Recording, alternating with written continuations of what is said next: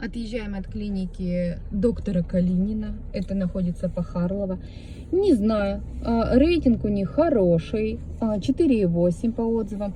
Но, блин, как вежливо сказать, что мне измерили температуру за 1000 рублей собаки.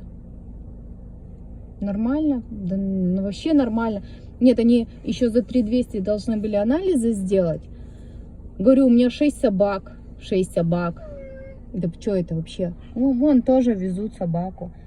Везут собаку. Видимо, это нормально, как бы устраивает. Меня не устраивает. Вот так. Мне начали про прививки, короче, это втирать, что это, как это полезно, как это нужно всем. В общем, все, молчу.